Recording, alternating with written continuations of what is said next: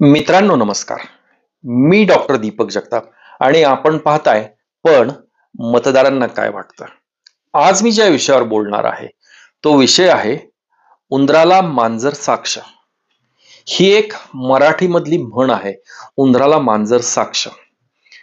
आता सध्या राहुल गांधी जे गेले महिनाभर वोट चोरी इलेक्शन कमिशन जे आहे आपलं निवडणूक आयोग त्याच्यावर थेट आरोप करतायत. पंतप्रधान मोदींना तर वोट चोर म्हणजे उंदराला मांजर साक्ष या शीर्षकाकडे मी येतो. यांना राहुल गांधींना साथ द्यायला मुलायम सिंग यादव यांचे चिरंजीव आणि उत्तर प्रदेशचे माजी मुख्यमंत्री अखिलेश यादव आणि बिहारमध्ये राहुल गांधी गेलेले असताना इंडिया आघाडीचे सगळे नेते मंचावर उपस्थित होते आणि वोट चोरीवर भाषण कोणी दिलं तर तीर्थरूप लालू प्रसाद यादव. उंदराला मांजर साक्ष. खर तर हा वोट चोरी याच्यावर माझ्यापेक्षा आणखीन अनेक तज्ञांनी अगोदरच बरेचसे व्हिडिओज युट्यूबवर आलेले आहेत. त्यातल्या त्यात भाऊ तोरसेकर, आदरणीय भाऊ तोरसेकर हे तातडीनं अशा गोष्टींमध्ये लक्ष घालतात आणि पटकन त्यांचं विवरण ते सादर करतात युट्यूबवर.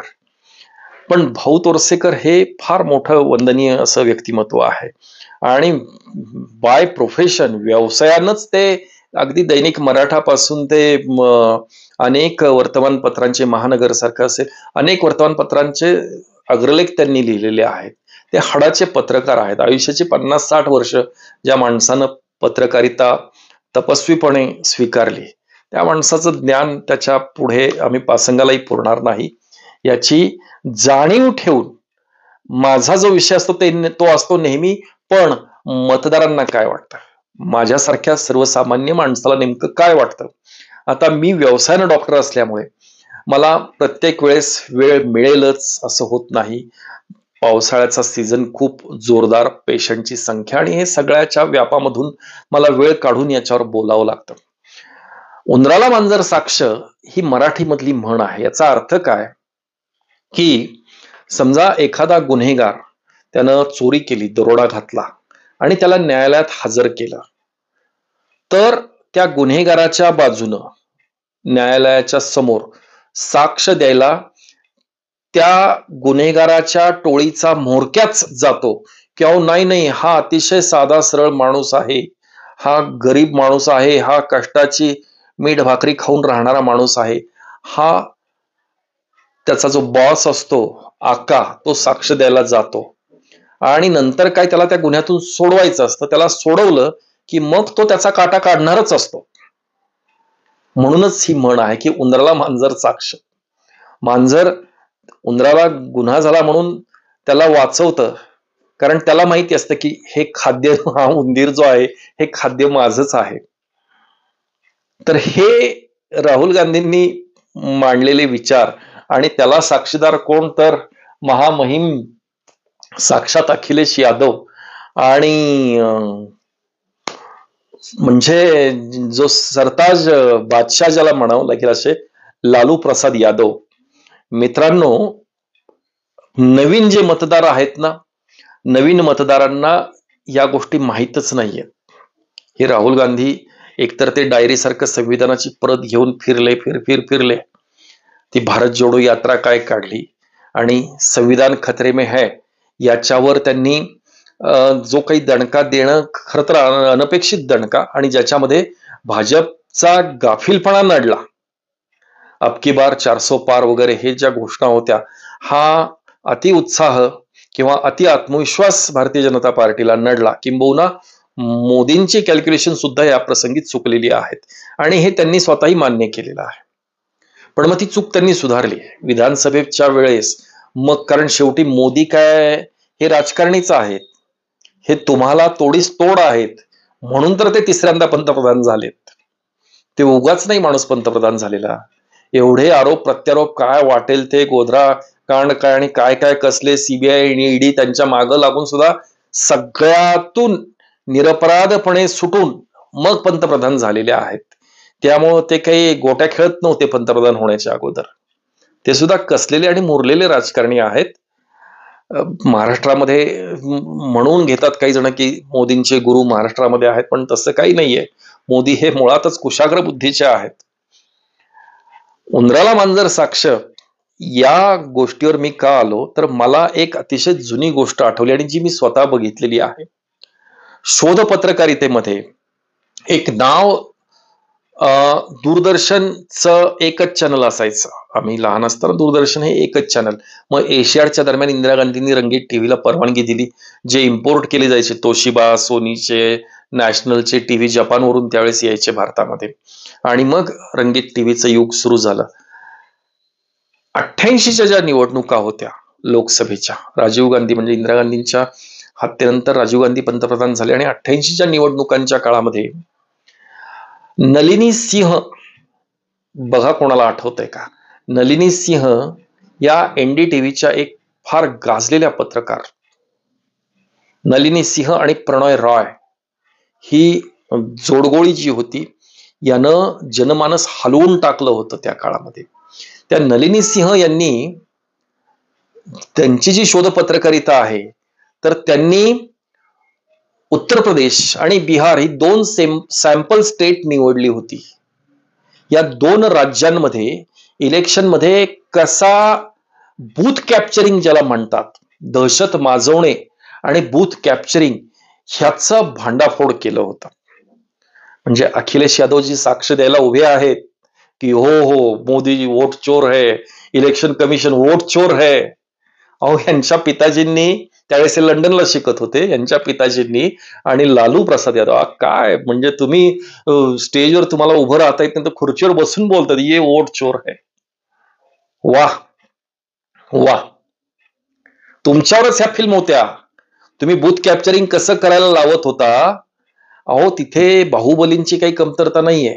आणि तो 88-89चा काळ आठवून बघा, सुमारे हे 35 वर्षापूर्वीच्या गोष्टी आहेत. त्यावेळेस उत्तर प्रदेश आणि बिहार खायची मारामार लोकांची, आणि त्याच्यामध्ये हे बाहुबली जे आहेत हे एकेका, समजा एखाद्या गावचा पाटील असेल, सरपंच असेल, त्यानं पाळलेले जे गावगुंड असतात, त्या गावगुंडांना फक्त त्यांनी तालीम करायची, हातामध्ये लाठ्या घेऊनच फिरायचं आणि त्या विलीजच्या जीपवर अशा मिशांना ताव देत फिरायचं, हवेत बंद गोळीबार करायचा. ती लग्नामध्ये नाही का, आपण हिंदी कितीतरी चित्रपटांमध्ये आपण गँग्स ऑफ वासेपूर वगैरे, म्हणजे आनंद झाला तरी गोळ्या झाडायच्या. ही त्यांची जगण्याची स्टाईल. आणि मग तो रानटीपणा करून दाखवायचा, मग बाकीच्या समाजावर आपोआपच दहशत बसते. अशा टोळ्यांना ह्यांनी कॉन्ट्रॅक्ट दिली होती. मुलायम सिंग यादव आणि लालू प्रसाद यादव ह्या लोकांनी कॉन्ट्रॅक्ट दिलेली असायची की बूथ कॅप्चरिंग, म्हणजे ह्या गावचं बूथ कॅप्चरिंग करा. म्हणजे मग ते गावठी हातगोळे तयार करणार आणि ते हातगोळे टाकायचे आणि ते ब्लास्ट झाले की लोक सैरावैरा पळत सुटणार. आणि मग ते बॅलेट पेपरवरच निवडणूक होती, कागदावरची मतपत्रिकेवरची निवडणूक होती. त्याच्यावर मग ह्यांच्यातला एक मोरक्यांपैकी कोणतरी जाणार आणि धपाधप शिक्के मारून बाहेर येणार. कुठलाही तिथे पोलिंग ऑफिसर, पोलिंग एजंट सगळे पसार व्हायचे, गायब व्हायचे. धडाधड एक गठ्ठा मतदान करून घेतलं जायचं.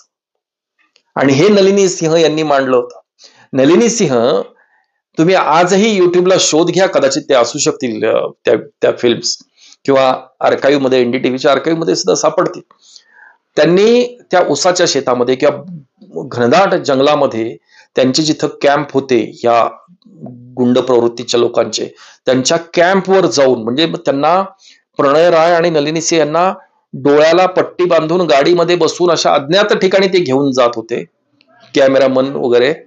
आणि त्या ठिकाणी ते स्वतः गमछा बांधून फक्त एवढे एवढे डोळे उघडे ठेवायचे, किंवा पाठमोऱ्या मुलाखती दिल्या होत्या. आणि त्यांनी स्पष्टपणे नावं घेतलेली आहेत की आम्ही कोणासाठी काम करतोय. आणि हे वोट चोरीचा आत्ता ओरडतात राहुल गांधी, आहे की नाही विनोद हा? त्यावेळेस उत्तर प्रदेशमध्ये तर काँग्रेसची पण सत्ता होती, त्यांचे पण ही लोक होती ना त्यांची. ह्या टोळ्यांना कॉन्ट्रॅक्ट देण्याचं काम होतं. काँग्रेस, समाजवादी पक्ष, तथाकथित समाजवादी नेते मुलायम सिंगजी, लालू प्रसाद, आणि ही लोक आज भाषण करतायत. हसावं की रडावं, म्हणजे उंदराला मांजर साक्ष. उंदराला मांजर साक्ष काय हा विषय पटतो का तुम्हाला? की नलिनी सिंह आणि प्रणय रॉयचे ते व्हिडिओज काढून बघा की वोट चोरी, अहो हे बूथ कॅप्चरिंग, म्हणजे एक गठ्ठा मतदान ते करून घ्यायचे. आणि अशा पद्धतीनं राज्य, आणि त्यांना विरोध करणारे कोण? लालकृष्ण अडवाणी, अटल बिहारी वाजपेयी, ही मुळातच मृदू स्वभावाची माणसं. मवाळ पक्ष, मवाळ, जहाल आणि मवाळ, आपण गोखले आगरकर त्याच्यामध्ये इतिहासात शिकलो ना आपण. जहालवादी, मवाळवादी, सावरकर जहालवादी, हे अटल बिहारी वाजपेयी मवाळवादी, तसे हे नेते होते. त्यांना कोण विरोध करणार? आणि हे गावाच्या गावं, तालुक्याच्या तालुके, यांनी कॉन्ट्रॅक्ट, म्हणजे त्या आमदारांची काडीचीही लायकी नसताना हे ढिगानं निवडून आणत होते. चारा घोटाळा काय आणि काय काय, कारण जिसके हात में लाठी उसकी भैंस असा प्रकार होता. त्याच्यातून क्रांती करत आपण इथवर आलो. ही ईव्हीएम मध्ये ज्यावेळेस आलं ना हे मतदान, त्यामुळे त्यांची पंचायत जास्त झालेली आहे. नाहीतर अजूनही ते कमी करणार नाही. हे बॉम्ब गोळे आणि बंदुका आणि पिस्तुलाव, त्या नलिनी सिंहने तिथे ते गावठी सायकलचं जे त्रिकोणी जो दांड्या असतात सायकलच्या, ते खूप हार्ड स्टील असतात. त्याचा गावठी बंदुका आणि गावठी कट्टे कसे तयार केले जातात ह्याचे कारखाने दाखवलेत. तिथं बंदुका कशा मिळतात, चण्या फुटण्यासारखे त्याचे ते जे गोळ्या वगैरे जे आहेत ना, ह्या अशा खिशात कोंबून ते भरून ठासून घेऊन जातात. त्या ठासणीच्या बंदुका आणि हे छर्रे, हे बनवण्याचे कारखाने, हे गावठी हत्यारे बनवण्याचे कारखाने नलिनी सिंह आणि प्रणय रॉय यांनी दाखवलेले आहेत. हे तुम्हा मला, म्हणजे सर्वसामान्य लोकांना कोणाला आठवत सुद्धा नसतील. जी कोणी वयस्कर लोक त्या काळात, ज्यांनी 88-89 ला त्यांनी ह्या फिल्म बघितल्यात, त्यांनी आठवून बघा. आणि तरुण पिढीला तर नक्कीच माहित नाहीये त्या गोष्टी, किंवा नवीन मतदार जे आहेत त्यांना नक्कीच माहित नाही. त्यांचे उद्योग अगोदरचे, आणि ती लोक आज इलेक्शन कमिशनला धारेवर धरतायत. वोट चोरी का आप क्या करेंगे? राहुल गांधी, वोट चोरी, वोट चोरी, त्याला साथ द्यायला उद्धव ठाकरे सुद्धा सुख करतात उकारतात, तसं टाळ्या वाजवायला त्यांनी पण सुरुवात केली आहे. महाराष्ट्रामध्ये वोट चोरी करून हे देवेंद्र फडणवीस आणि एकनाथराव शिंदे आणि अजितदादा निवडून आले. वा रे वा, उंदराला मांजर साक्ष, उंदराला मांजर साक्ष. हा, काय झालंय की मोदी सगळ्याच बाबतीमध्ये वरचढ असल्यामुळे ह्यांना काही करता येत नाहीये. त्यामुळे हे उद्योग चालू आहेत. कारण इलेक्शन कमिशननं बिहारसाठी मतदार यादी सुधारणा जाहीर केल्या होत्या की काही कोणाच्या तक्रारी असेल तर त्या तुम्ही आणून दाखवा आणि तुमची नावं त्याच्यामध्ये एनरोल करा. मग तसं प्रतिज्ञापत्र तुम्हाला सुप्रीम कोर्टानं पण मागितलं होतं, तिथे गेले नाही. तिथे काहीही सादर करू शकले नाहीत पुरावे. कपिल सिब्बल सुद्धा तिथे मूग गिळून गप्प होते.